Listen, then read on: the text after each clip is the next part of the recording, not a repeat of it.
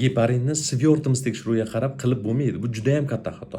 Sizda qon ketish yoki tromb hosil bo'lish xavfini oshirib yuboradi. Salom nimaga? Xo'p, juda ko'p bemorlar tomonidan murojaatlar bo'ladi. Doktor, geparin qancha olsak varfarin, enoxaparin, boshqa qon suyultiruvchi dorilar rosa qabul qildik, baribir qonimiz quyuq. Nimaga quyuq desak, svertimizim o'zgarmayapti. Baribir qonimni quyuq ko'rsatyapti deydi. Mana shu eng katta xato. Svertimiz bu o'tgan asrdagi tekshiruv usuli. Hozirda svertimizdan foydalanilmaydi. Ya'ni qon quyuqlik darajasini svertimizga qarab baholanmaydi. Bu juda ham katta xato. Nima sababdan? Birinchidan, svertimiz kamchiliklari.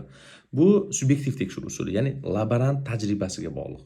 Ya'ni vizualni qaraladi probirkada, shunga qarab turib qon ivish vaqti belgilanadi. Ikkinchisi, aniqlik darajasi juda past. Ya'ni qon ivish vaqtini ko'rsatadi xolos, boshqa narsani ko'rsata olmaydi.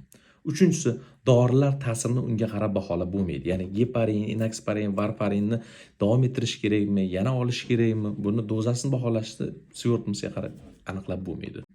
Xullas, hozir zamonaviy tibbiyotda svertimiz o'rniga koagulogramma degan tekshiruv usulidan foydalanadi. Bu usul yordamida, ya'ni geparin qanaqa ta'sir qildi, kleksanin, enoxaparinlar qanday ta'sir qilyapti, varfarin qanday ta'sir qilyapti, qonimiz suyuqlashganmi, quyuqlashganmi, hamma ma'lumotni to'liq mana shu tekshiruv aniq bera oladi.